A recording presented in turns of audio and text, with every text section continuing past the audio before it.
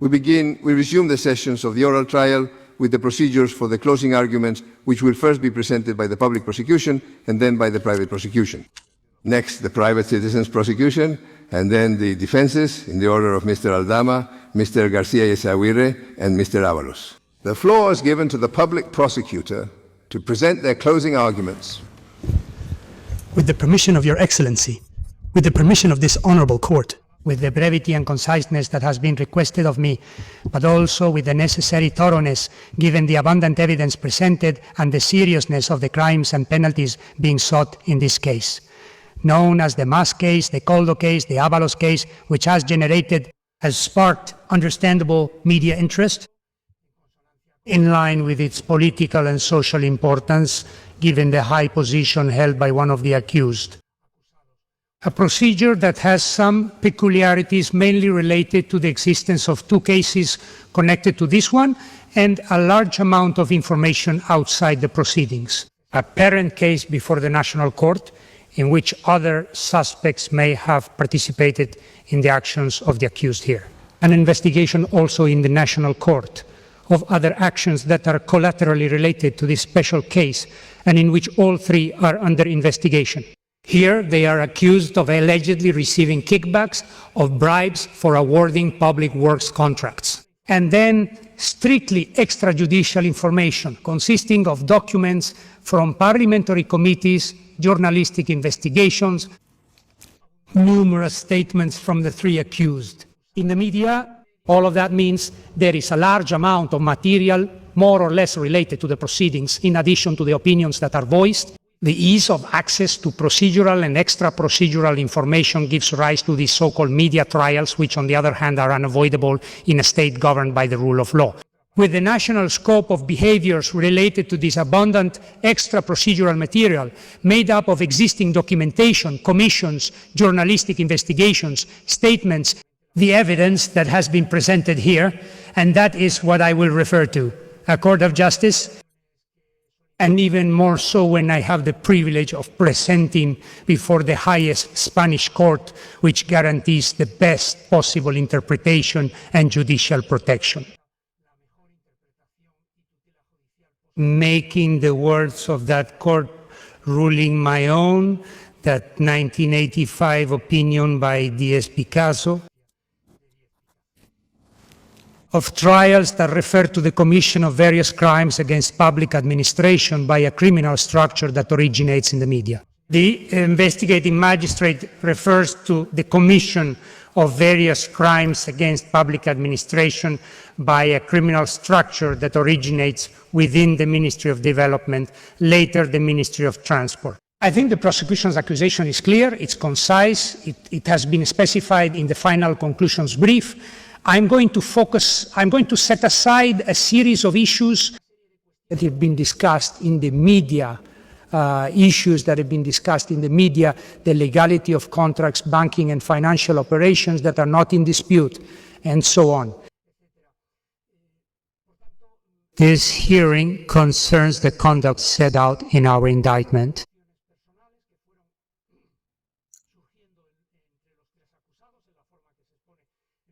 Who soon saw the opportunity to obtain a common profit, a mutual benefit, under the protection in the shadow of the position held by José Luis Avalos, with all the elements described in Article 570 bis of the Penal Code, which I must briefly review.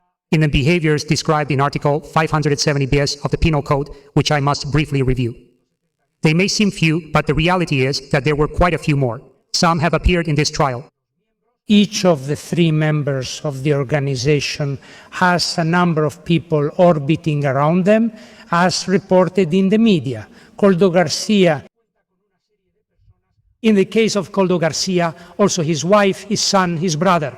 And in the case of Victor de Aldama, a number of partners, friends, fronts, de Diaz, Tapia, Moreno, Escolano, or Serrano Costumero.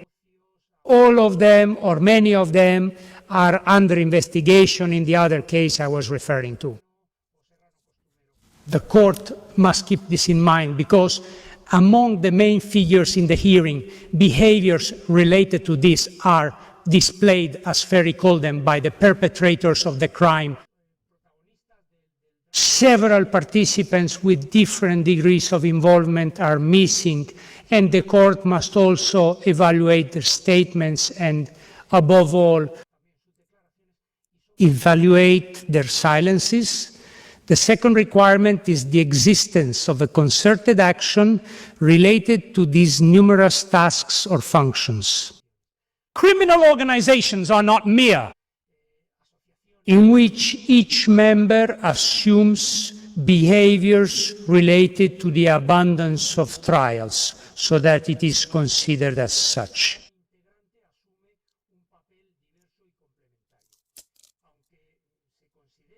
In general terms, this court knows and has declared it in the media that a hierarchical structure is not an essential feature of a criminal organization. In the hearing, it was said that they orbit around them, and they also call him boss. Even the secretary of Victor de Aldama, who is mentioned frequently in the trials, is referred to as colonel in the media. That the one who pays is in charge, and the one who pays and demands is Aldama. But a second clarification should also be made regarding this consideration, and that is that Aldama is not involved in some of the crimes that Ábalos and Koldo are accused of. One thing that must also be made clear when comparing Aldama's sentences with those of Ábalos and Koldo, starting from the fact that Victor de Aldama is not charged with some of the crimes that the other two have committed,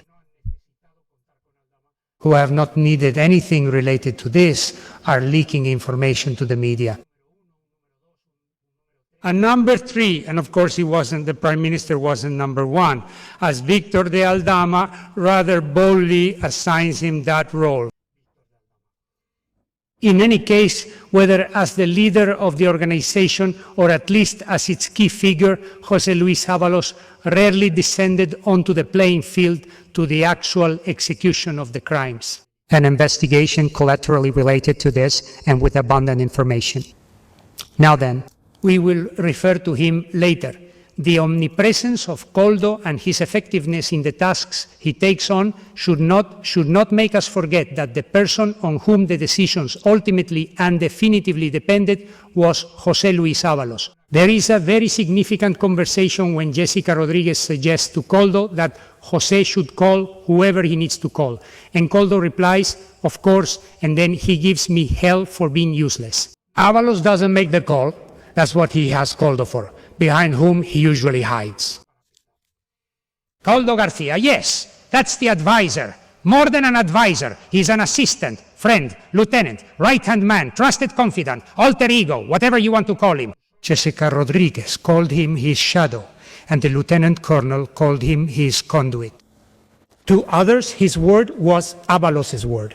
And if they accepted the orders, of course, but also the wishes, the mere suggestions of Koldo Garcia, it was because it was clearly understood that he was acting, that he always operated in the name and on behalf of José Luis Ábalos, and that if these orders were not obeyed, well, heads could roll, or, continuing with the metaphors, other more intimate parts of the male anatomy, as was crudely put.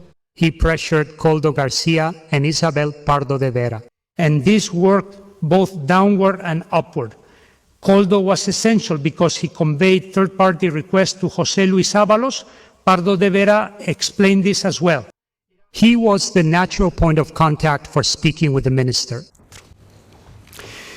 And finally, Victor de Aldama was the person who, for his own benefit and that of others, took advantage of that influence which was secured through third parties.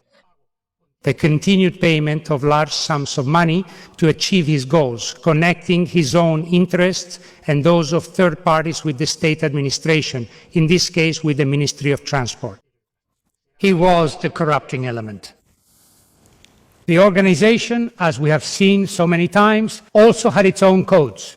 They used the coded language, Chistoras, Sols, Lechugas, which reveals their full awareness of illegality, of the acts committed.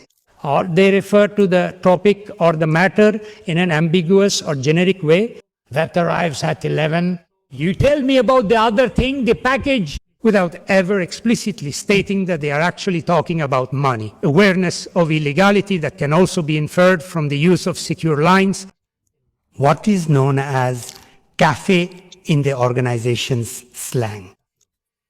And like all criminal organizations, or like many of them, this one also has its pentito, its cooperating witness, whatever we want to call him. And it may indeed seem strange that we're talking about a criminal organization with a minister. But this can only seem strange if one adopts criminological frameworks Which have now been surpassed. that treat criminal organizations as groups devoted to drug trafficking, arms trafficking, and human trafficking. Criminal organizations have long realized the advantages of corruption, the political support that corruption provides, and the enormous amount of money that can be made through corruption. In that perfect symbiosis, where some provide the financial resources and others, the officials, the authorities, The ability to remove obstacles by facilitating licenses, contracts, meetings, etc. An essential cog in it.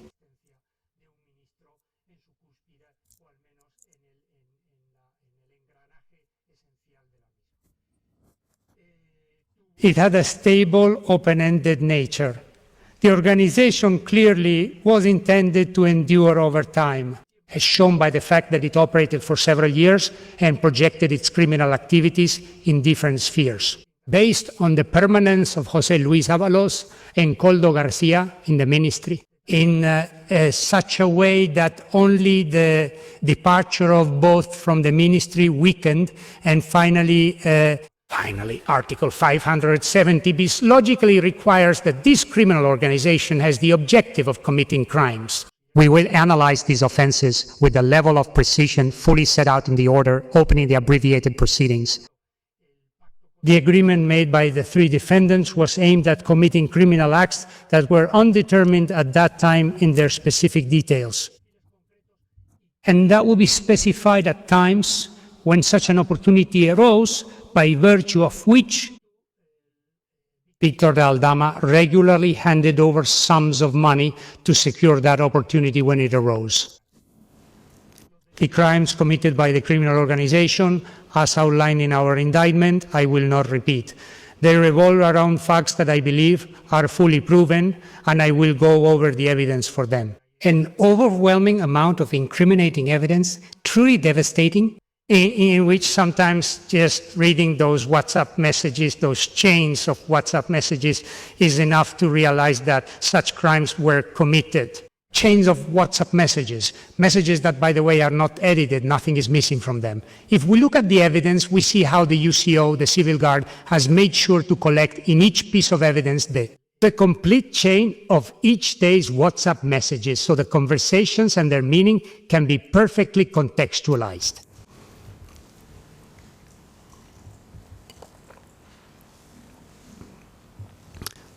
I must begin by referring to the payment of 10,000 euros by Aldama to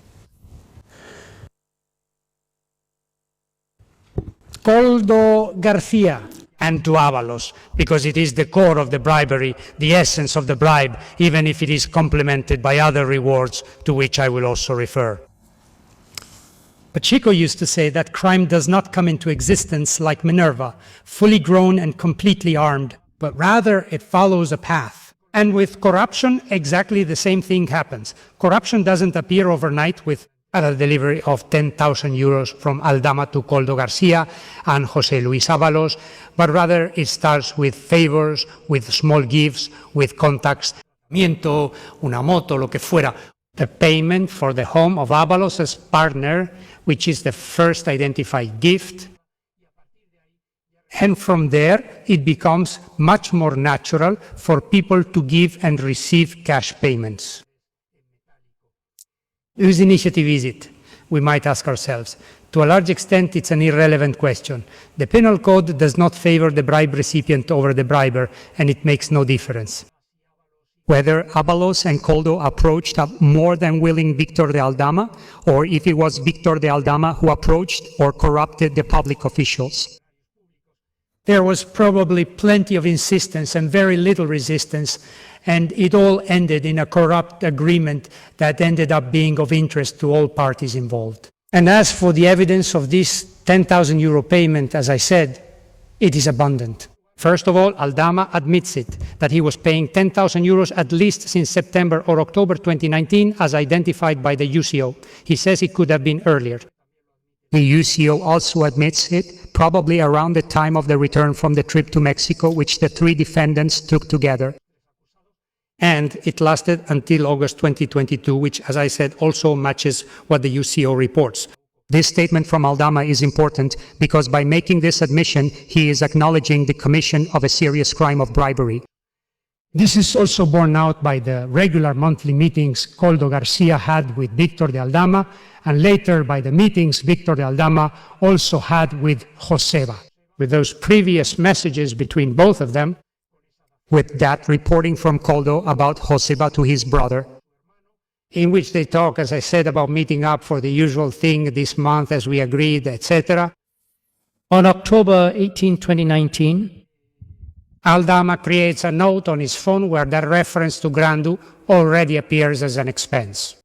March 28, 2022 is also an important date because Cesar Moreno, one of Aldama's partners, informs another one of them, Serrano, and tells him they paid Koldo yesterday. Precisely, yesterday we have the note from Koldo with Joseba and from Joseba with Aldama, in which Aldama tells him Piedad has it. And because of that, did they pay Koldo yesterday? Cesar asks Serrano, and he replies, he wasn't going to be paid in the Dominican Republic, which is exactly where Joseba had been paid on previous occasions. He identifies Koldo with Joseba when it comes to the payments. And that same day, Cesar Moreno sends a note to Serrano Costumero where the following appears. Fixed expenses every 10K, 10,000, R2,000, and for AR, the usual monthly amount, which shows the regularity, the monthly nature of the payments. This is also important because sometimes Aldama's partners also handle some of the payments that Aldama makes. Serrano Costumero pays in the Dominican Republic. Alberto Escolano takes care of the payment for Jessica Rodriguez's apartment. We've the note seized at Koldo's residence a cash deposit of 10,000, and in response to this, well, we have some frankly inconsistent explanations. The tedious explanation about the claim for the defective car, which would supposedly justify it, some regular monthly meetings for over a year between Joseba and Aldama from September 2021 to September 2022. It's so childish that it truly comes across as somewhere between pathetic and touching. That one of these payments took place in 2021, at the end of 2021 in the Dominican Republic. There's also no doubt that Victor de Aldama, lacking liquidity in Spain, sends Joseba to receive that payment in the Dominican Republic. We have heard the truthful and complete testimony of Arantxa Granell very clearly, and it was decisive, also supported by her own WhatsApp messages and her own audio messages, both to Joseba and later to her boss, to Serrano Costumero, in which she explicitly talks about the problem. A payment of 10,000 euros to the Legionnaire, and we all remember those references to the Legionnaire. Joseba's clumsy explanations about his trip to the Dominican Republic because he had to meet someone, a girl, and buy dragon fruit and so on.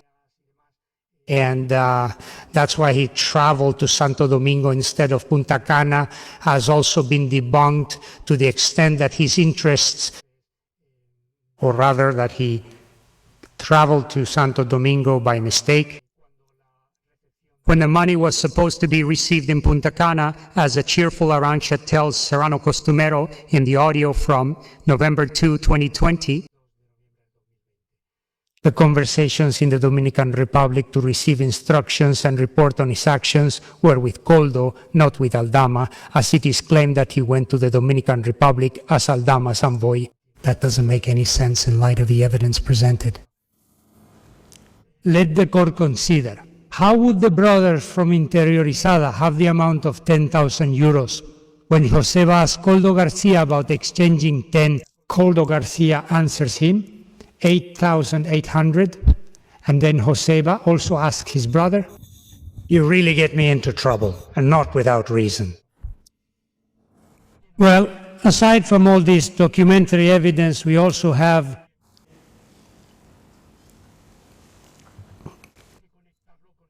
to connect i perimetri dell'analisi analysis dei rapporti with the obvious difficulty of tracking the cash trail.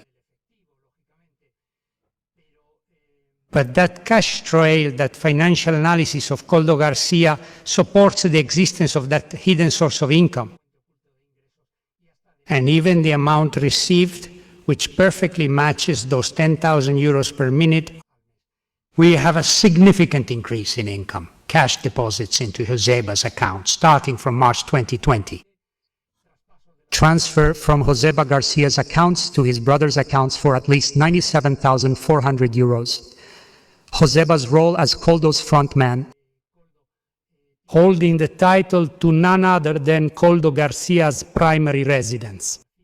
The UCO report, which details 224,000 euros deposited into Joseba's accounts without justification and 138,000 into Koldo's. Attempts have been made to explain and justify all of this with envelopes from the Socialist Party. Koldo's defense has brought some confusing papers filled out by Koldo himself, which are said not to have been seized by the UCO, lacking in detail and proving nothing, because ultimately the Socialist Party has quantified the cash payments to Avalos and to the organization secretariat, which would be managed by Koldo.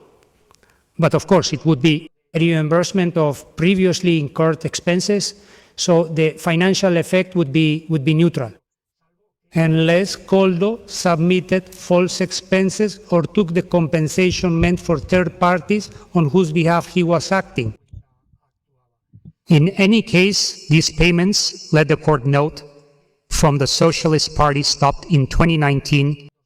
Between 2017 and 2019, Koldo received 11,200 euros and Avalo received 19,638 euros. Therefore, none of this explains the increase in Koldo Garcia's assets. First, they'll be diverted into his brother's accounts, then transferred to his own accounts. It has been proven that Koldo Garcia was receiving money and that he did so secretly. The question, of course, is whether these funds were also intended for José Luis Ábalos. We have the statement from Víctor de Aldama, who says it clearly and explains it, but also it fits with the logic of the payments. It makes no sense that the corrupting party, Víctor de Aldama, who would pay those amounts of money exclusively to the subordinate, to the minister's assistant, and that these amounts are not logically intended for the person who has control over the matter, the one who makes the decisions that will benefit Víctor de Aldama himself. In my view, that's unthinkable. But moreover, there is a clear commingling of Koldo's assets and those of José Luis Ábalos. The fact that Koldo covers numerous regular expenses on behalf of his boss, more than 46,000 euros, shows that this money handled by Koldo, in reality, he is doing it on behalf of José Luis Ábalos with that double accounting that Koldo also discusses with Patricia Uriz. In total, there are at least 94,800 euros that Ábalos would not have reimbursed to Koldo Garcia. This amount was obtained from the analysis of the conversations intercepted in digital evidence. We have to consider, as the UCO says, that Koldo Garcia and José Luis Ábalos spend most of their time together, so many of these operations are not reflected in WhatsApp, but would have been agreed upon verbally. In any case, the increases in cash income for José Luis Ábalos, 60,000 euros in the period 18 to 24, supports the idea of that hidden, opaque source of income. If we pay special attention to the fact that during the same period there are no withdrawals from his accounts. José Luis Ábalos explained it by saying that during his time as a minister he didn't have expenses, but the truth is that this pattern, this trend, continues well beyond that date. and the return to normal banking once in 23, in 24. Aldama stops paying, they lose that source of income. It's striking, therefore, that people still ask where the money is, or that Avalos thinks it's no big deal that they found 95,000 euros unaccounted for. He was asking rhetorically, or maybe also asking the prosecutor's office, is this the big corruption case? But do we really know? We know that Avalos doesn't need his accounts to cover his needs.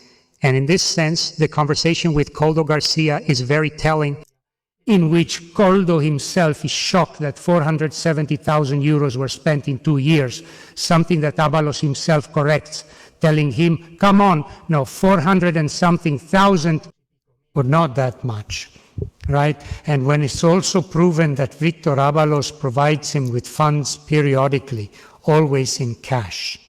In short, the accused have not managed to give a valid answer to that question, that the neighbors of the girl from number 17 were asking themselves in the old couplet, where does she get so much? How does she stand out? It's a question that all Spanish citizens should ask ourselves about public officials. And by the way, I must say, should have been asked by the executives, the directors of the bank branches where these huge amounts of cash were deposited. These payments and the prior contact with Koldo and Avalos would have allowed Aldama to access through the senior official's entrance, the minister's elevator, and move freely around the ministry, accessing the restricted areas of the ministry. This is something we have proven, I don't need to remind you. In detail, the statements of Ana Aranda, the minister's secretary, of Pardo de Vera herself, of the civil guard sub-lieutenant, José Luis Rodriguez, throughout the entire period in which he was minister. Avalos, the secretary general for ports, Sanchez Manzanares, who said he considered Aldama more a part of the ministry than of the company he represented. Though Almetz, Avalos says that he reprimanded Koldo Garcia over Aldama's constant presence in the restricted area of the ministry. He didn't say why he reprimanded him, nor does it seem that after that supposed warning there was any change. Honestly, it seems like a joke to ask about the man who gave him a purchase option on the apartment in Castellana, or to be surprised that the person who provided him with the apartment in Alcaidesa, with whom he has traveled abroad, is there. It's impossible not to recall the cynical Captain Renault from Casablanca. Koldo, what a scandal. They tell me that Aldama comes here a lot. And now your winnings, Minister. In this way, Aldama, now settled and embedded in the ministry's main offices, has that privileged knowledge of the ministry's needs. Already in April 2019, in an audio recording we had the chance to listen to the day before yesterday, Koldo and Avalos ask about Gonzalo. Koldo tells Avalos that he's doing things right and that he's the only one who hasn't taken anything, and the only one who has to sort everything out with you. Koldo tells Avalos, with you. And he's behaving. Victor needs to be given something, and soon they'll have the chance to reciprocate, because Aldama, ultimately, when March 2020 arrives, he couldn't let the lucrative mass contracts slip away. Yes.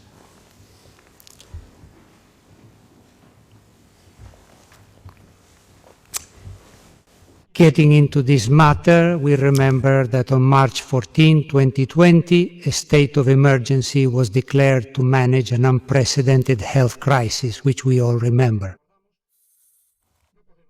We can't ignore the circumstances surrounding the acquisition of protective equipment when the usual commercial parameters gave way to the exceptional situation. Conditions of a market in which demand was much higher than the capacity of the usual supply channels. This, of course, created significant uncertainty regarding prices, quality, and delivery times.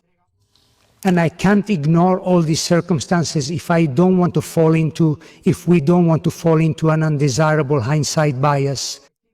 But we also can't avoid studying, analyzing, and pursuing those behaviors that, under the cover of this emergency situation, cause harm. They are obtaining or allowed certain people to obtain an illicit benefit. The contracting followed the emergency procedure, Article 37.1 of the Public Sector Contracts Law. Emergency contracting has hardly any requirements apart from the verification of the emergency situation itself, which Article 16 of Royal Decree 7 of 2020 had already established.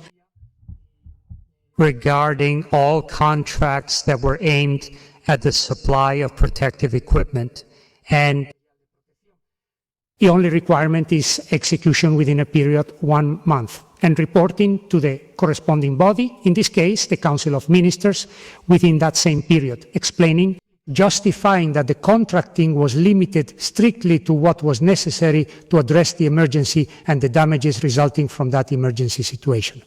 Therefore, it is very difficult for us to find any irregularity or non-compliance in the emergency procurement documentation, simply because emergency contracting, in fact, does not have any procedure. Precisely for that reason, we are not accusing anyone of malfeasance, even though in this contracting process, as was done, the criteria of objectivity and impartiality that should govern administrative action were disregarded. And ultimately, the contract was awarded arbitrarily. As for the price, it can serve as a reference either, because at that time there was no market that could establish them. These prices, of course, were much higher than in the previous stage, which can be used as a reference, but above all, they varied widely. And we found contracts at very different prices, depending on very different circumstances related to transportation, location, commercial margin, so the price is not something to consider in this case. The price offered by Soluciones de Gestión was correct, it was appropriate, and that's why we did not accuse anyone of embezzlement in this purchase of masks. What is significant about the price here? Well, the ministry, led by José Luis Ábalos, refused to consider new offers that kept coming in. It's not that they rejected them, it's that they didn't even consider them, because there was already a close prior agreement established with Victor de Aldama that couldn't be changed. So we have to ask ourselves, what is the illegal conduct attributed to the accused?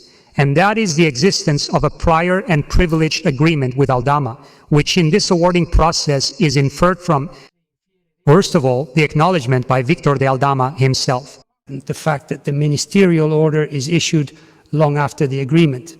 That the number of masks is decided by the company according to its wishes, not the needs of the administration. This is important. It's also stated by the ministry's audit that instead of defining the purpose of the emergency based on the strictly necessary needs to address it, here what should be done is to adjust to those needs and then logically look for a supplier that fits those needs.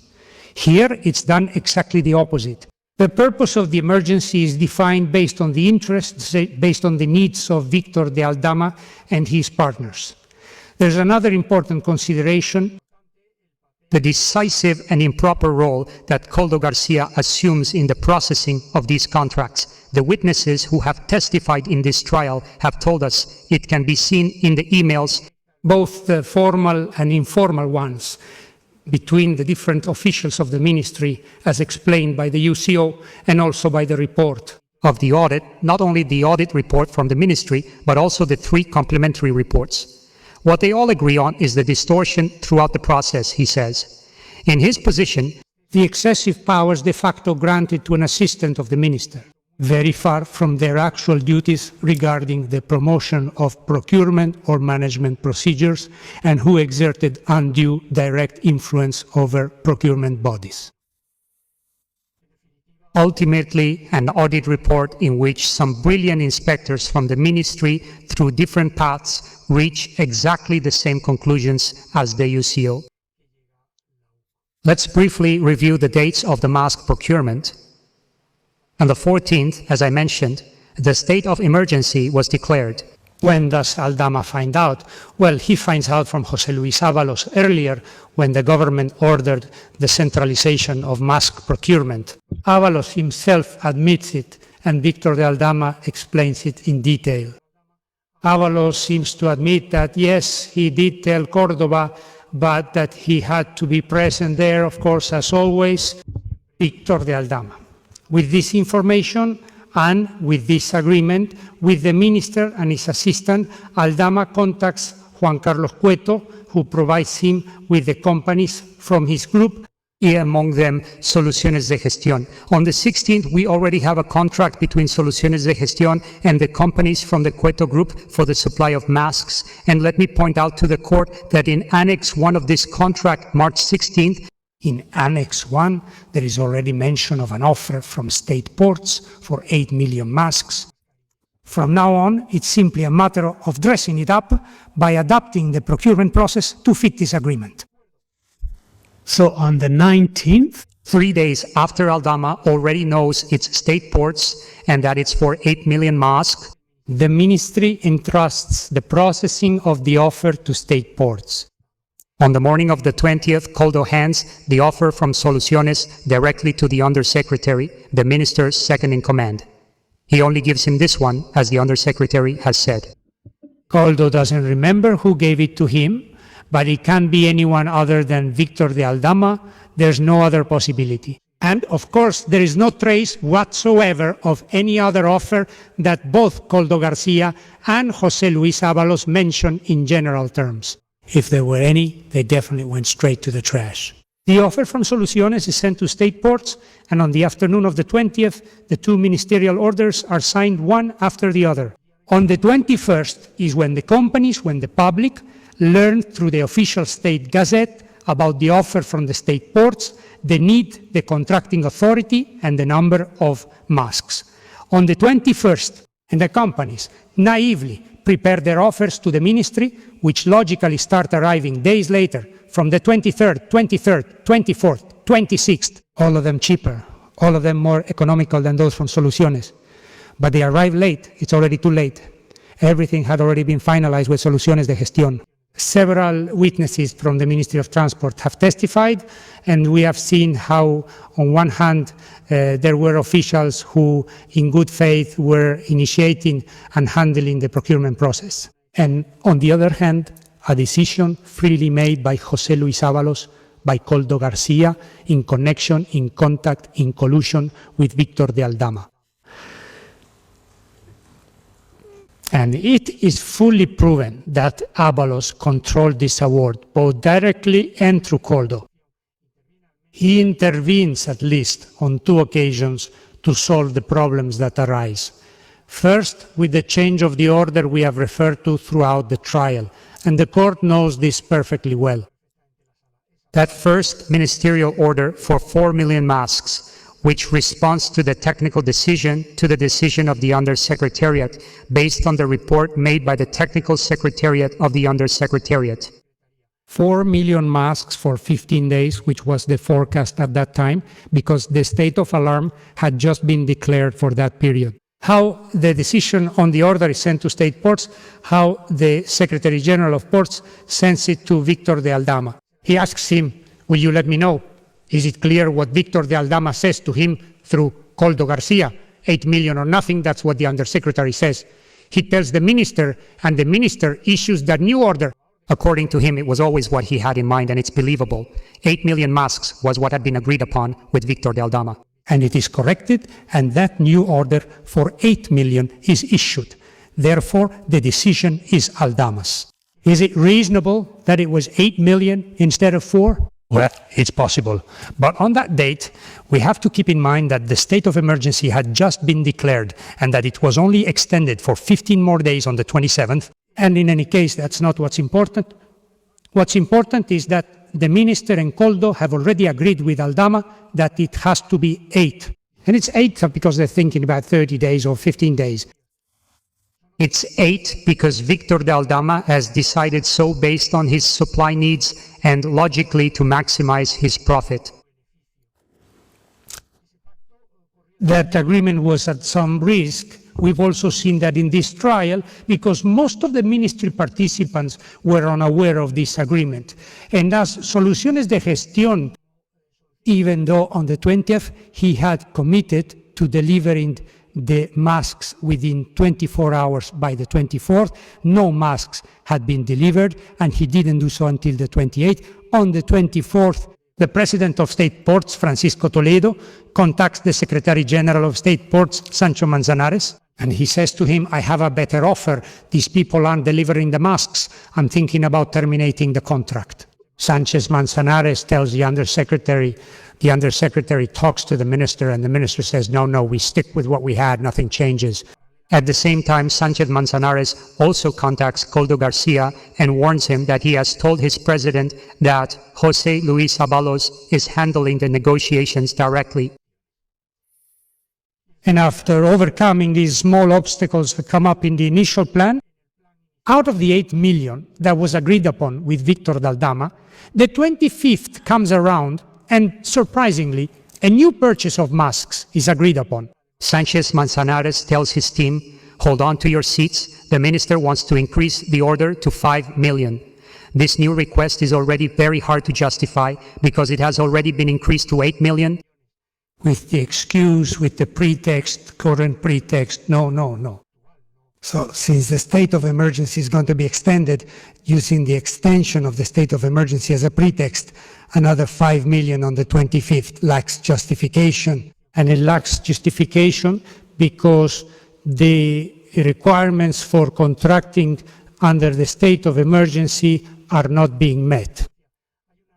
There is an informational note from the State Public Procurement Board regarding the aforementioned Article 16 of Royal Decree 7/2020. Back in those days, in order to prevent situations of abuse, it states that emergency contracting must be limited strictly to what is absolutely necessary, both in scope and duration. And furthermore, this procedure should only be used when it is absolutely essential, when it is not possible to use other procedures that are less restrictive of free competition. And neither of these two requirements was met. Belén Caballero from Puerto del Estado, a technician at Puerto del Estado, warns about this, and it is also stated in the audit report. Why? Because at this date, there is no forecast of a need for more masks. We know that we had that. Thank you.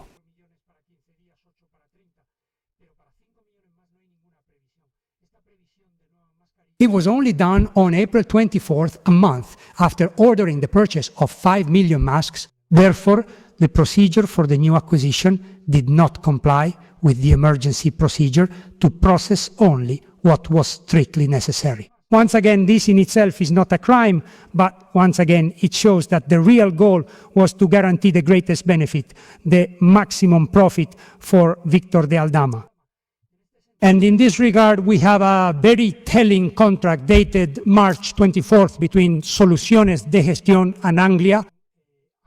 In the first recital, it already mentions several contracts signed with the public administration on the 24th.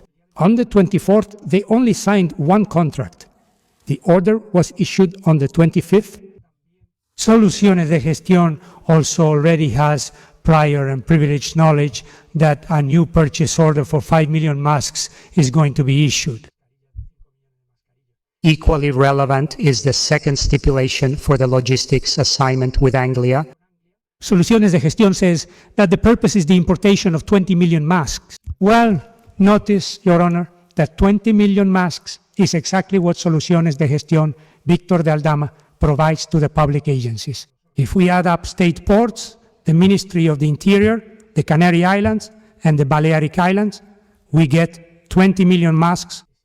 The logistical needs for stocking masks were Victor de Aldama's, not the administration's needs.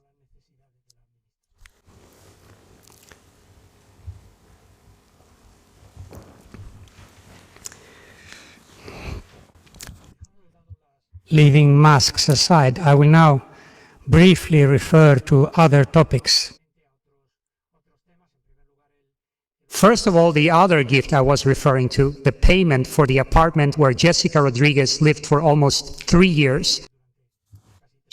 It's the first payment from Aldama to José Luis Ábalos, the beginning of the corruption I mentioned earlier, as early as March 2019, right after or shortly after returning from Sanchez's trip to Mexico, which apparently brought them so close together. It's a payment clearly benefiting José Luis Ábalos. Jessica's relationship with José Luis Ábalos is not in question. It is fully established. José Luis Ábalos himself says it, and Jessica Rodriguez explained it very clearly in a testimony that the prosecutor finds fully convincing. Mainly because it fits perfectly with all the documentary evidence we have in the proceedings. I would ask Jessica, she would answer, and when I showed her a document or a WhatsApp message, she always gave the same answer. She said, "Well, that's exactly what I'm telling you, Mr. Prosecutor." We played her the audio recordings. We showed her the WhatsApp messages. The duration is also proven that it didn't end in December 2019, but that José Luis Ábalos, for whatever reason, continued to take care of her afterwards. That her apartment lease gets renewed, that her public sector contracts at public companies get renewed, which I will refer to later, and that it was for the exclusive enjoyment and benefit of Jessica Rodriguez, that's also proven, and of José Luis Ábalos, that's perfectly proven. It wasn't for business meetings. They have tried to introduce that explanation here. There isn't the slightest documentary evidence that talks about that. Alberto Escolano explained it. Víctor de Aldama explained it. Víctor de Aldama has also explained why the payment was made through Alberto Escolano, with complementary versions from both of them, why it is Alberto Escolano who takes care of the payment for the apartment. The court remembers it, and it's not necessary for me to go into detail now. We can ask ourselves about Koldo, because Koldo doesn't enjoy that apartment. But we understand that he is clearly a necessary accomplice in that crime. Yes, because he is the one who asks Aldama to make that payment, according to what Víctor de Aldama himself said.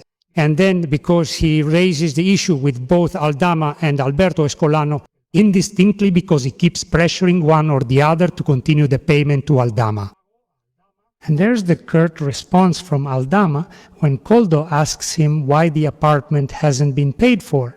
And he even makes sure to pay a month out of pocket to keep those payments going, which are then reimbursed to him so that the apartment payments continue for another year.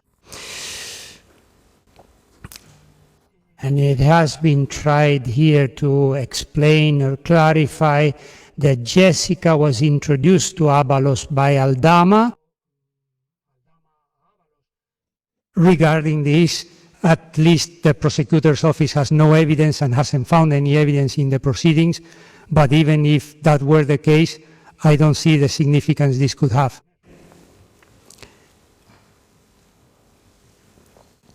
I must now refer to the hiring of Jessica by state-owned companies. Ábalos admitted, indeed, he can't deny it, he can't avoid doing so in light of the overwhelming amount of digital evidence that exists. That he did indeed look for a job for Jessica, but not specifically in public companies because they pay worse. And I wonder what chance Ábalos had of placing her with a private company. To place Jessica through the ministry's structure, which is what he uses for hiring Jessica. And I think it's worth mentioning the public companies that have been colonized, almost parasitized, by political power. In contrast with what is established in Article 103 of the Constitution, which causes a certain sense of desolation. The general interest is a legally defined concept. It cannot be subjected to arbitrary political will, as Garcia Interia explained years ago. Public companies cannot be a space for discretionary appointments. State-owned companies cannot be a refuge or a dumping ground for politicians and the livelihood for relatives, friends, including those euphemistically called nieces.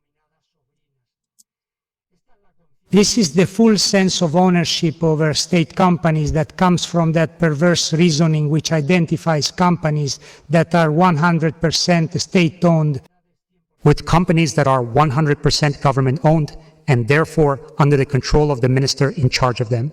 It is taken for granted, and even with pride, to have helped a friend get a job. As Koldo said, it's just that she needed it. And she really needed it. And he boasts about having gotten a friend in need a job, feeling sorry that she earned so little.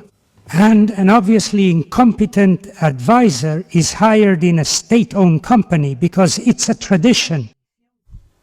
And really, Luis Avalos used to say, if he didn't have anything to contribute, if it's not about merit and ability, he said yesterday or the day before, it wasn't a very important company either. He takes notes and reports to me. That's the context, and I say it because that's the quasi-colonial context in which it is taken for granted that the mere suggestion of the minister, his mere wishes, become orders that are immediately carried out. They call the president of ADIF, and from there it goes down that chain of influence through an entire court, and servile until, if you're lucky, an honest employee appears in the case of Traxatec Virginia Barbancho, who raises the alarm about what's happening. Normally it's unheard of, and as she herself said, with fear, begging not to be retaliated against, so that the patronage hire is left alone, not so she can work in peace, but so she doesn't have to work. That's what Ignacio Zaldivar said. The president of ADIF called him so he wouldn't bother Jessica. There are messages between Jessica and Koldo. When Jessica is bothered because her superiors dare to call her in a bad tone, she says, they call me, they ask me, she complains about her superiors to Koldo. And it's not hard to reconstruct the recommendation, so to speak, from Zaldivar to the employees of Traxatec. When Jessica's complaint to Koldo, it's not hard to connect that link between Koldo and Zaldivar, so that Jessica's complaint is passed on to the heads of the public companies, so that Jessica is calm, feels at ease, and doesn't have to work at all for such a small salary. She won't bother to go. It's fully proven that Koldo, on behalf of Avalos, exerts that pressure, effective pressure on Pardo de Vera, so that her partner starts working at Ineco in February 2019. It's curious, Isabel Pardo says that she only sent a resume. She says, I just did that. And she said, sending a resume doesn't mean anything. And I deeply disagree with that statement. Sending a resume doesn't mean anything. It depends on who sends it. If it's sent to the president of ADIF, to the president or to the boards of the company owned by ADIF and by ADIF Alta Velocidad, then it does have a lot of meaning, more or less, just like it was explained. Traxatec, in its compliance report, there was the unusual circumstance that the hiring of Ineco and Traxatec was imposed by the client, by ADIF, always. It is established in the compliance report. And from Ineco, it goes to Traxatec in just 2 days, which is handled by Pardo de Vera through Ignacio Zaldivar. In Traxatec, the trail is also more than evident. We have the statement from Virginia Barbancho, who has given the same statement in numerous proceedings, even before the investigative committee. Her emails with Zaldivar are documented. They appear in the regulatory compliance report. We have Virginia Barbancho's note showing she wrote minister's niece in the Excel sheet.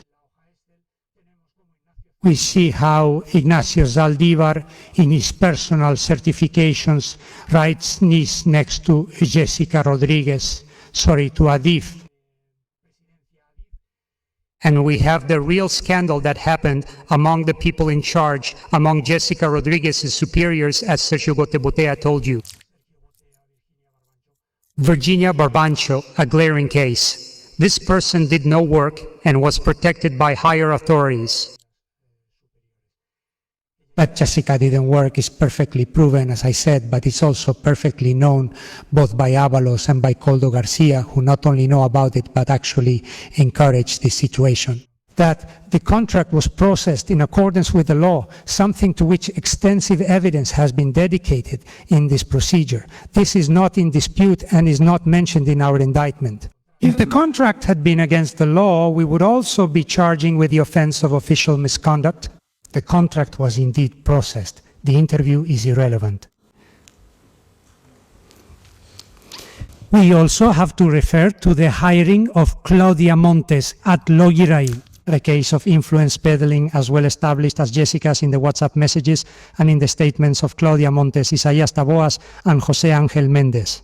We have the message from Ábalos to Koldo. We can't place the woman from Asturias in Adif, Renfe, some of their subcontractors. Koldo did fix it. Message from Koldo to Isaías Taboas, I'm sending you the resume. The one from Asturias to Cesela.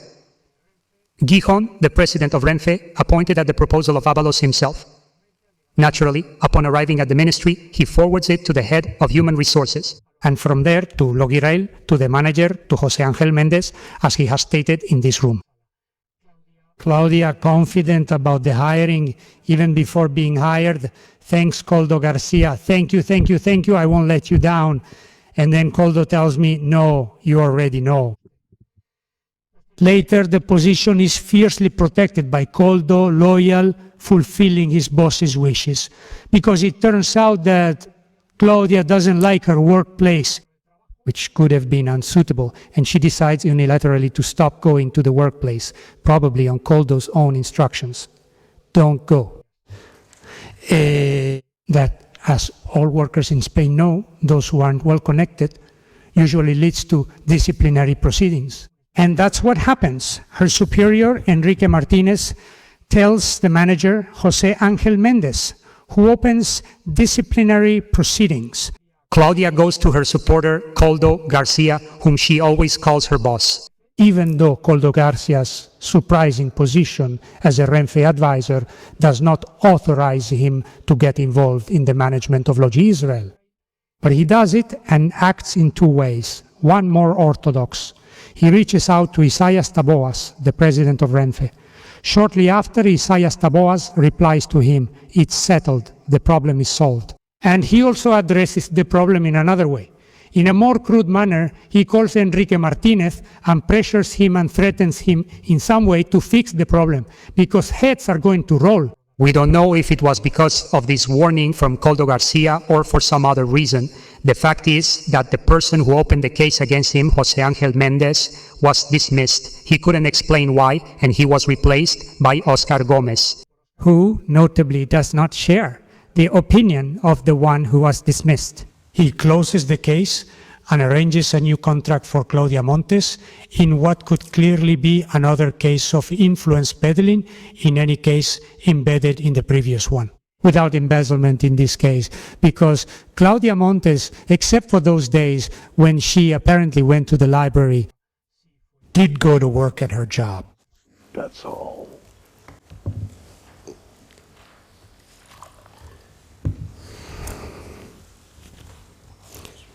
I now turn to the topic of the chalet in La Alcaidesa. We remember how Carmen Pano introduces Aldama to Claudio based on the connections that she and her daughter Leonor have in the ministry. Aldama organizes the meeting with Koldo at the Ministry of Industry in December 2020. Claudio is delighted, and fortunately the Godfather is in control. They take it for granted that the license will be granted, and there are already several messages in which they even believe that they are about to get the license immediately. And in a meeting in March or April 2021, Aldama, in the presence of Carmen Pano, tells Claudio that the minister wants a house. Aldama declares it, and Carmen Pano declares it. That house is in La Alcaidesa, and the villa is bought on July 1, 2021. What happens is that a few weeks later, Ábalos and Koldo are dismissed and concern sets in. Aldama tries to calm Claudio and Leonor, but things aren't going well, and they want the big slacker out of the way. And in October, a claim for the unpaid rent is filed, which they had not expected would be paid. Avalos complains to Koldo, Koldo complains to Aldama. This is a mess, as you may remember. Aldama ignores it, it's just to cover themselves. But then comes the final devastating message in December that Claudio Rivas sends to Victor de Aldama. Villafuel's status is denied.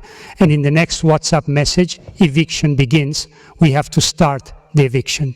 Then, the purchase of the villa is inextricably linked to the expectations of obtaining the license, just as the eviction from that villa is linked to the failure of those same expectations.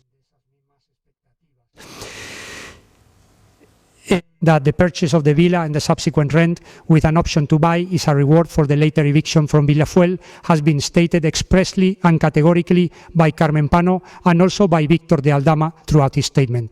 The one from Leonor Gonzalez, of whom there are also revealing messages on record. With her boyfriend, even her boyfriend was aware of the situation, fully aware of what the payment to the Al-Qaeda consisted of.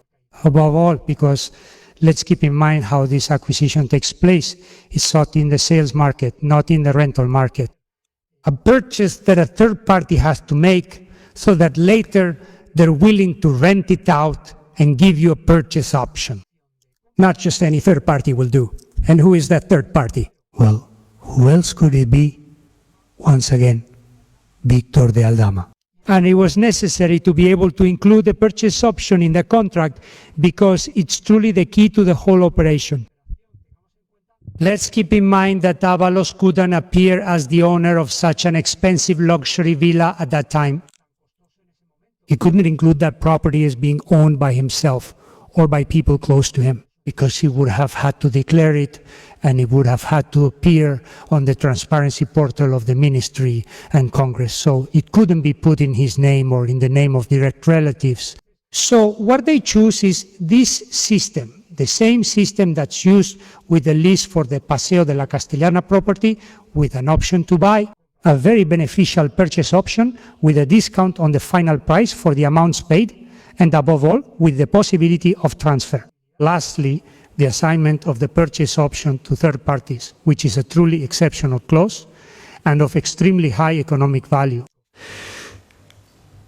When the need arises to reward the minister for his efforts, Aldama, who was already trying to buy this house to reward the minister, has Claudio Rivas acquire it, who is the one who ultimately, through the company controlled by him, takes on the payment for the house.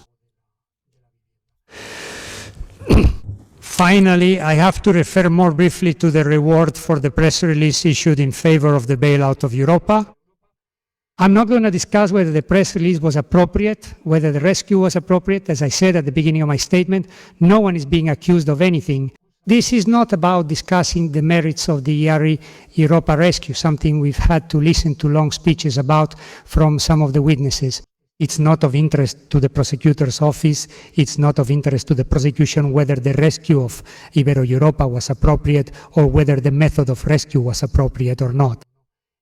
What matters is that, once again, the actions of the ministry, the actions of Avalos and Koldo, are rewarded for the benefit of Victor and Aldama. Aldama, on behalf of IARI Europa in Hidalgo, pressures Koldo on August 6, 2020. The press release idiot, the other guy is climbing the walls. 2 minutes later, Koldo is already reaching out to Avalos. Boss, forgive me, but do you know anything about the press release? Please, I'm asking because this guy is about to lose it. The note is written by Saura, but in any case, the one who ultimately decides to release it, the one who could do it, logically, is José Luis Avalos. On the 7th, before it was sent to the press through the minister's press office, Avalos sent it to Koldo. Koldo sent it to Aldama a few minutes later, and Aldama sent it to Hidalgo a few minutes after that, before its publication. The publication was made on the 8th in El País and in other economic newspapers. It is described in our indictment in the final conclusions. I won't dwell on it, but it constitutes undeniable support for the bailout. Of course, the Ministry of Transport takes a position in favor of the IARI Europa bailout, which in the end is not a press release, it's a statement from sources. I think it's a pointless discussion. The truth is that the media picked up this note, this WhatsApp message. This text is quoted and it's given the importance it deserves ultimately. The bailout of IRE Europa. That had undeniable value for investors, for IRE Europa's partners, for its suppliers, and so on. It didn't meet all the expectations. It could have had stronger backing, maybe, but it was very well received. The note is damn good, Aldama told Koldo, although here it seems he said he didn't like it that much. At that time, they received it enthusiastically.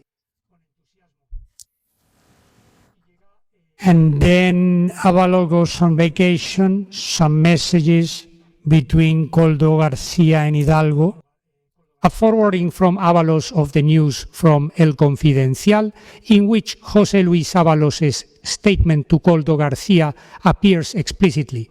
Koldo Garcia forwards it to Aldama, tells Aldama that a third person should call him.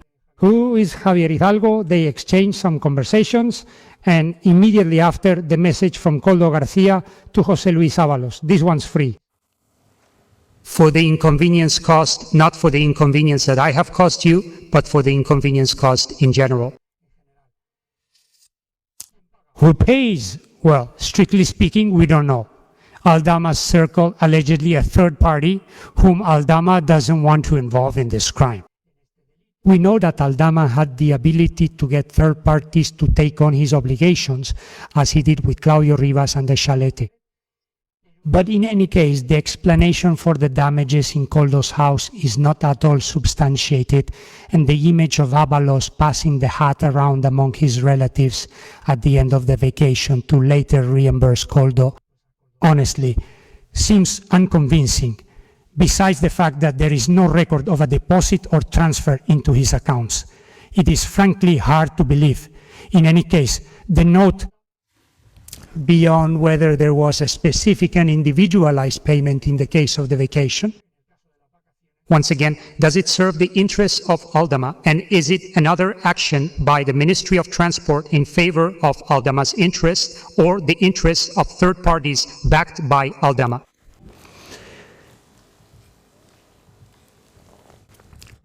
Now, much more briefly, I will make some other remarks about the evidence presented.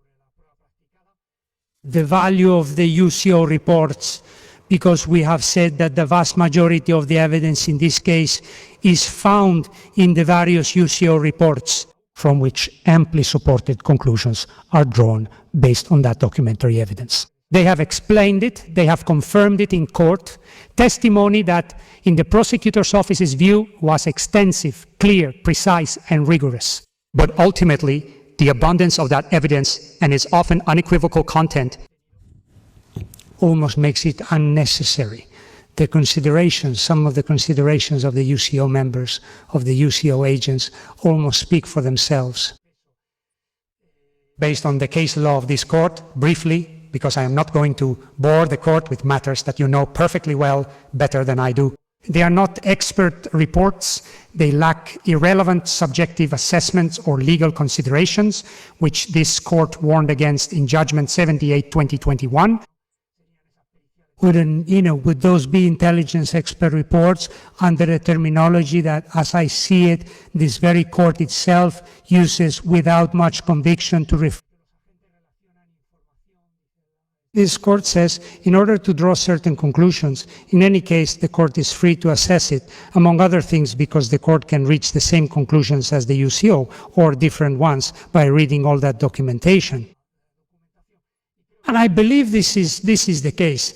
The reading of the documents is so clear that the conclusions of the case are self-evident, without taking away any credit from the excellent work of the UCO, of which the prosecutor's office is certainly proud, and I believe that Spanish citizens should be proud as well. The recordings seized from Koldo Garcia are not particularly relevant in this case, but they have been brought up by Koldo Garcia's defense. These are conversations that mainly point to the collection of commissions for the awarding of contracts. As far as this case is concerned, what is of interest? The reference to the conversation about the 200 and something thousand euros that Avalos admits to having spent in 2 years to the payments.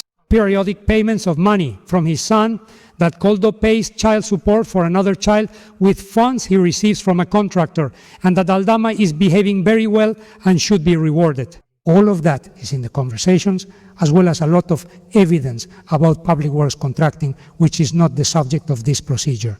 The experts from electronics, forensics, and the civil guard have come, and the defense's experts have also come, with the conclusive result that this court was able to see, and that I believe can be fully appreciated, and I am not going to insist on it. The chain of custody, I mentioned it in the preliminary matters, and I don't want to repeat myself or go back over irrelevant legal precedents that are even a bit unnecessary, not very advisable, or cause a certain embarrassment. Referring to the second chamber, to 7 judges of the second chamber, that it is not an end in itself, that it has an instrumental value that exists. The presumption that what is gathered by the judge, the expert, or the police matches what is presented in court, unless there is a reasonable suspicion that this specific doubt must be raised by the defense, which has not raised any doubt about the chain of custody. But is that so? And everything from the perspective I mentioned earlier about a certain logic of distrust, well, yes, a certain evidence must be presented. Documentary evidence has been presented. We have the search and seizure warrants, the corresponding authorizations, the records with identification of the items handed over to the agents at the disposal of the court, the reference to the seals, unsealing, and in the area of testimonial evidence, I believe so. The testimony of the members of the civil guard who took part in the operation has been very important. Obtaining and analyzing this documentary evidence that has proven the integrity and traceability. Integrity. You will remember the references as in a didactic way. The expert from the civil guard agent, said that each WhatsApp image is like a photo that is impossible to alter. How was it kept in the Fadarai backpack? To preserve it, to protect it from any external attack, from any external modification, the traceability with all the actions, procedures, the collection in the bag, the report, the intervening officers, the tasks performed, the dates, the times of the evacuation.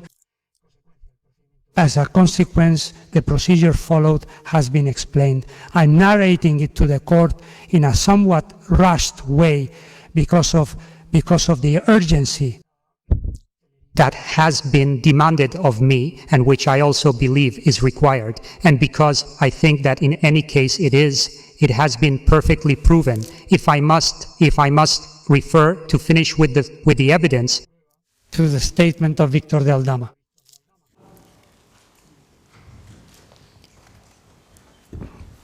Because it might seem, due to the continuous allegations and reproaches made throughout the entire procedure, that the incriminating statement of a co-defendant is an exceptional case, never before seen in our courts. The old expression procedural platypus has even been brought up again, which I hear once more in a proceeding 25 years after it was used, with little success, by a lawyer and professor who was defending a Secretary of State for Security in the trial over reserved funds to qualify or disqualify another Secretary of State, who was also defended by another prestigious lawyer and professor of criminal law, who, unlike the first, did admit to the payment of extra salaries and the misappropriation of reserved funds in the Ministry of the Interior. Well, the verdict ended with the conviction of both Secretaries of State, with a lesser sentence, of course, a much lesser sentence for the platypus. But, as I said, what catches my attention is that remark and that general questioning of the statement of a co-defendant. Look, the incentivization of cooperation from people who have taken part in the crime through a substantial reduction or exemption from punishment is increasingly common. A growing need in criminal policy to obtain evidence of crimes that would otherwise be difficult to uncover. Thus, the statements of co-defendants, of members of criminal organizations who confess, are supported and encouraged by a multitude of instruments at the international level. By the United Nations Palermo Convention against Transnational Organized Crime, the United Nations Merida Convention against Corruption, the OECD Anti-Bribery Convention, and the Warsaw Convention on Money Laundering of the Council of Europe, but fifth, institutions, international organizations, non-governmental organizations, Transparency International. It is widely accepted that reducing the sentence to whatever extent is deemed appropriate is a matter of criminal policy necessary to uncover this conduct. And we have it in our criminal code, and the legislative trend in the reforms of the criminal code is this.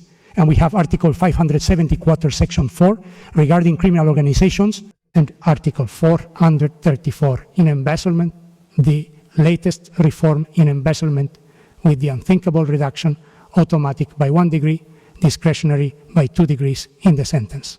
The criminal code has recently even moved into the area of exemptions with the reform of Organic Law 14/2022, and it does so in Article 288 bis regarding competition law in a similar way to that of that leniency program established in the Competition Act and applied by the National Commission on Markets and Competition for those companies or individuals who report the existence of a cartel, who are exempt from sanctions, now also in the Penal Code and in Article 262 in the same reform, regarding price manipulation in tenders, in tender procedures and public auctions. Why? Because otherwise it is impossible to prove the existence of that organization, of that cartel. And these exemptions are based on the evidence that the fight against criminal organizations requires it. And the fight against the crime of bribery also requires it. In bribery cases, as the court knows, we have Article 426, which is not used. I don't know if it has ever been used. I think not. The requirements demanded by that exemption from liability for the person who reports the bribe payment are so demanding that it's not easy to apply. But, as I said, if we really want to fight criminal organizations and corruption, we must reward those who leave that criminal environment and report it. Otherwise, the code of silence, which is already widespread, and now I am referring specifically to the proceedings. The proceedings related to it will prevail in any corruption investigation. Now, that does not mean that the statement of the co-defendant should be taken uncritically and elevated to the status of evidence per second. The value of the co-defendant's statements should be viewed with great caution because of the benefit that their own statement brings them, and because the confession does not stem from benevolent purposes or a desire to cooperate with the administration of justice, but rather from a desire, from an intention, which is, on the other hand, legitimate, to obtain a reduction of the sentence. That is why the Supreme Court, as well as the Constitutional Court and the European Court of Human Rights, in a very similar, if not identical way, established that the incriminating evidence, when it consists of the statement of a co-defendant, it cannot depend exclusively on that statement, but must be corroborated, verified by other pieces of evidence of some substance, at least minimally corroborated, as the Constitutional Court says. And in this trial, the statement of Victor de Aldama is fully corroborated. At least everything that Aldama has stated, or in other words, everything that the prosecution considers proven regarding the statement of Victor de Aldama is corroborated by other pieces of evidence. There are other things that Victor de Aldama says that we don't know today if they are true, if they are not true, or if they are openly false. but they have not been taken into account for the accusation being made in this proceeding. Therefore, we must take this into account, a statement corroborated by other elements. Also, and this is very important, his statements were not aimed at hiding or minimizing his own involvement in these events. But rather, with his statement, he has admitted his decisive participation. His statement also revealed other facts related to those events that were initially unknown to the investigative team and to the prosecutor's office. After the investigation was completed, and even more so now, after the trial has taken place, the evidence is so overwhelming that in fact we can consider that Aldama's statement is not the decisive one for proving some of these actions, especially those in which he did not participate, but it has been decisive in advancing many aspects of the investigation. I refer to this in my indictment, and I'm not going to repeat it to you. That is why it is possible, as the private prosecution does, to consider the mitigating circumstance as highly qualified. And it is also acceptable, as is done in his defense, to consider or assess, of course, the privileged mitigating circumstance in subsection 4 of Article 15. Therefore, in response to the tiresome refrain about the deal with the prosecutor, the only thing from the prosecution is the strict application of the law. The prosecution does not need negotiations, deals, or meetings with defendants, witnesses, or experts, which are legitimate anyway. Meetings, deals, about which the defense asks with notable bad faith, maybe those who project their own ways of acting onto the prosecution can understand it, but it's worth it. But it's worth trying, even if we're sure we won't achieve it. But the Anti-Corruption Prosecutor's Office, which in these last few weeks has pursued the prosecution in 3 very different trials, types of political corruption of very different kinds and of acoustic and social nature. After 30 years, since that first trial of the Roldan case, it has nothing to justify itself for. Well, having analyzed the evidence and its validity, I will now finish even more briefly with the legal matters. First of all, the crime of bribery. It clearly falls under Article 419. These are acts contrary to the duties inherent to their positions, carried out by Ábalos and by Koldo. A wrongfulness that lies not in formal or administrative illegality, but in a materially significant contradiction with the legal order, as this court has held. Whether these acts are criminal or not is, as the court well knows, a matter for the rules on concurrence of offences, which do not apply here. The gifts would be the payment of the 10,000 euros, the rent for Jessica's apartment, and, if applicable, the vacations in Villa Parra. And the acts agreed upon by the minister with the necessary participation of Koldo Garcia would be the contracts for the purchase of masks and the ERE Europa note. There is another payment.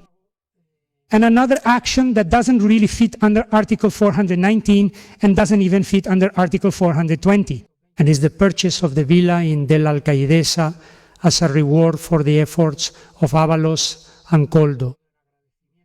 In gratitude for the efforts made on Villafuel's behalf to keep the licensing process moving in its favor. And it doesn't fit under 410 or 420 because it's not an act inherent to the position, not even with that breadth. The broad interpretation that this court gives that it should be at least minimally related to the sphere of competencies. Because truly, for a minister, either through his advisor or on his own, to contact another ministry to arrange a meeting is not an act. As I understand it, that's not something inherent to the position. And this creates 2 problems or 2 doubts. The first is it would fall under Article 442 as the lesser offense of passive bribery, a payment to the minister, to a public official, or an authority in consideration of their function. So, what do we do with this lesser passive bribery offense? Do we include it in the continued offense under Article 419, or do we separate it and punish Article 422 independently? I think that this Article 422, this lesser passive bribery offense, would be subsumed under Article 419, which also benefits the accused in the continuing offense under Article 429. And there's another issue. If we say that it is not an act inherent to the position, we would have to penalize that extra unlawfulness that comes from the minister carrying out an act that could be considered influence peddling. Regarding the meeting, With the agreement, with the meeting in another ministry, which I will refer to later to rule out that this is influence peddling, Koldo, like Abalos, would be the direct perpetrator of bribery, receiving for himself. he makes the payment of the 10,000 euros per minute and I have already referred to his management in the area of masks and also in relation to Jessica's apartment. He would be liable as a principal through necessary cooperation in this second case and also in the Alcaidesa Villa. Another issue where I raise a slight but relevant disagreement. For the purposes of the sentence requested in relation to the legal characterization, the preliminary characterization, which we already know is not binding, from the most honorable investigating judge in his excellent order opening abbreviated proceedings. And that's because he considers that there's only one crime of bribery. Because the initial agreement of the accused who agreed with Aldama to deliver successive amounts of money, the fact that the delivery is made in successive installments at different times, it did not establish a continuing offense because, as the ruling says, the payment was a sustained, postponed, or deferred payment over time. We obviously know that whether there is a continuing offense does not depend on the number of acts performed by the official, but on the deliveries, not on the acts carried out by the official. Well, what is assessed is the multiple acts of payment, as this court has said on numerous occasions, because ultimately the conduct focuses on corrupting or attempting to corrupt. I consider the prosecution considers that in addition to the amounts of money committed from the beginning, and as the investigating judge has repeatedly said, that sustained, postponed, deferred payment, there are other gifts that came up before, notably the payment for Jessica Rodriguez's house and later the purchase of the Alcaidesa chalet, which make up. Beyond those amounts of 10,000 euros deferred over time, there are other actions, other payments that would fall outside of that deferred payment. And that would give that context of a continuing offense to the crime of bribery. Regarding influence peddling, even more briefly, it seems very clear to me, when evaluating the evidence, as I have said, Abalos' ability to exert influence in relation to the powers of his position and the hierarchical relationship he has with the officials he influenced, the director of Presenta Adif, and since this crime logically is completed by the mere exertion of influence, without it being necessary, from Abalos' point of view, for the contract to actually be awarded. But in addition, this contract is ultimately signed. I believe that there was a single act of influence involving Ineco and Traxatec because Traxatec follows almost automatically. After that initial influence from Abalos, it is not necessary to repeat it. I believe there is only one offense of influence peddling for both contracts, and there could be a chain offense of influence peddling in relation to the rest of the officials involved in that contracting. But that will be seen in the national court, if applicable. There are other possible cases of influence peddling that I rule out and to which I don't want to refer at length, such as the tax debt of Pilo Real Estate with the tax agency, because I understand that Koldo only arranges a meeting with the Chief of Staff or the Minister of Finance, which has no tax consequences. We already know that it is an offense completed at an early stage, that it is not possible to achieve that influence. But it seems to me that this falls within certain social practices, or rather bad social practices, which is recommending that someone be granted a meeting.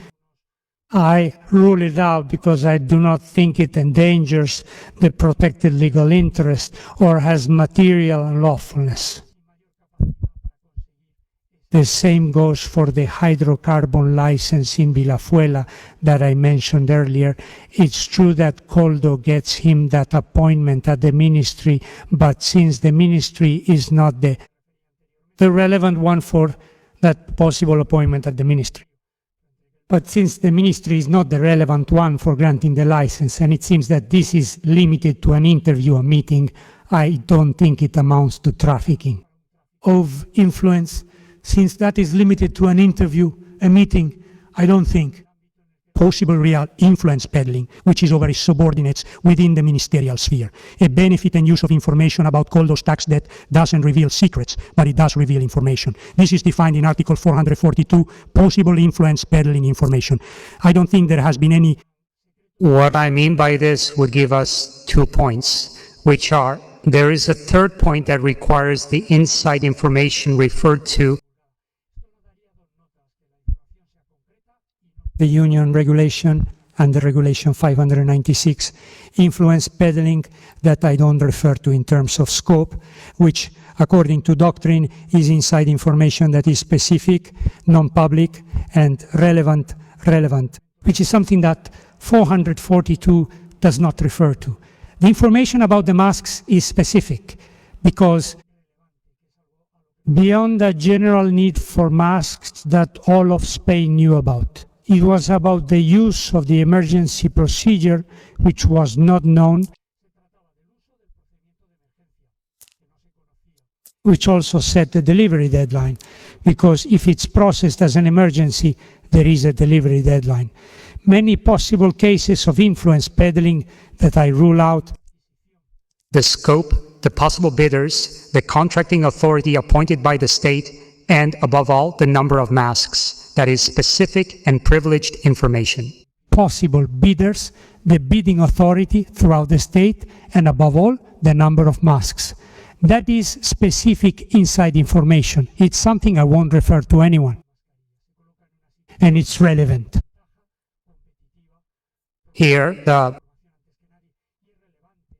what is always used here is what's known as the influence peddling test.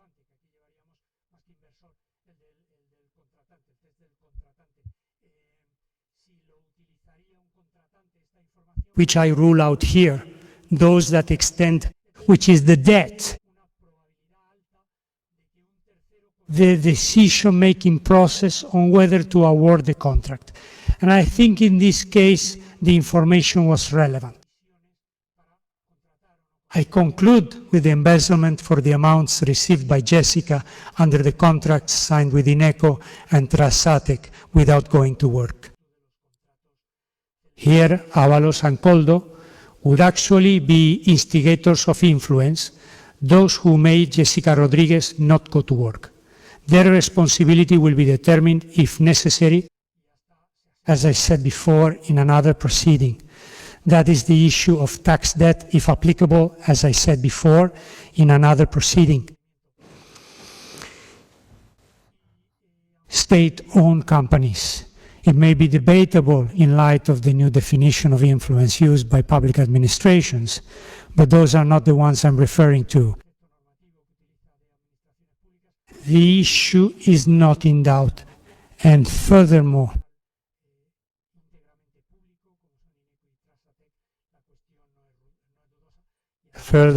the plenary session of this chamber on May 25, 2017, already considered the assets. The association and other possible ones from 2017 already influence those that I will not refer to in detail, which is the debt to be considered as tax-related, Trasatec and Ineco. And it said that the status of the proceedings, it says,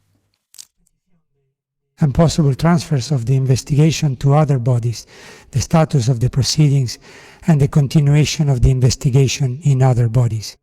It does not allow me to make a statement that implies recognition as an injured party, which is the status of injured party.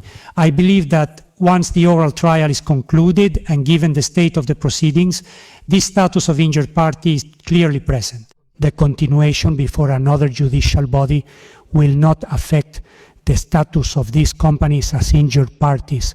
Only the scope of those responsible for the embezzlement, not the fact that Ineco and Traxatec have had. They have suffered undeniable harm by paying salaries to a person who did not go to work. And this, mind you, even though there has been a breach of the crime prevention program that has already been detected in the compliance report in the case of Traxatec. Why? Because this crime of embezzlement, which Koldo and Avalos are accused of, cannot generate criminal liability for the legal entities Ineco and Traxatec. Jessica Rodriguez worked at Ineco and at Traxatec. The expert report from Traxatec states it very clearly on page 270 and the following pages. It explains the working conditions of Jessica Rodriguez and clearly determines that she is organizationally reports to Traxatec. Jessica Rodriguez as a client, which is ADIF, but organizationally, and also in terms of compensation, she works for Traxatec within that organizational framework. Well, they had no institutional or functional relationship, Jose Luis Avalos and Koldo Garcia, in these public companies. Nor in ADIF, if we consider that Jessica worked under the authority of ADIF, which, I insist, does not seem to have been the case. But even if that were the case, neither Koldo Garcia nor Jose Luis Avalos act on behalf of or for ADIF or the other two legal entities. Precisely for that reason, they had to exert influence from outside. That's exactly why they have to commit the crime of influence peddling, because they do not act on behalf of or for those legal entities. And therefore, they cannot transfer their crimes, they cannot transfer responsibility to the legal entities, they cannot taint the legal entities with their conduct. Neither under paragraph 1, subsection A of Article 31b, nor under subsection B. Because they are not within their organizational structure, because they do not act on behalf of these companies. And secondly, and fundamentally or equally fundamental, because the conduct has not generated a direct or indirect benefit for the legal entities. Not even if we understand direct and indirect benefit, as this court does, in a potential, not concrete sense. But in no way can it be said that the hiring of Jessica has generated a direct or indirect benefit for these legal entities. Well, I was saying that I was finished as far as my own case is concerned. There is a case being brought by the private prosecution, which I believe has played a notable role in the proceedings. And it has brought prestige to this institution, which is alleging forgery over the mobility permits, the so-called safe conduct passes. I believe it is not an official document, but rather an authorization issued by a competent authority to justify travel. Temporary administrative authorization. I don't think it's a credential with general effects. At that time, they were issued by city councils and employers for their workers' travel. It didn't have a general identification value like an ID card or a passport. It could be a certificate. I think it only showed a permitted reason for travel, such as a medical appointment, going to work, or caring for dependent people. I think in this case it doesn't have enough weight to consider this a forgery, but, well, it's debatable, and the private prosecution will argue for it, and I'm not saying it's completely unreasonable. I think the key lies in the entry into Spanish territory, but that's another issue that has been left out of the proceedings. It was Koldo who arranged for these Venezuelan citizens to enter Spain, often illegally, with false documentation, but that's another story. And I will finish now, Your Honors, with a very brief final reference to the requested sentences.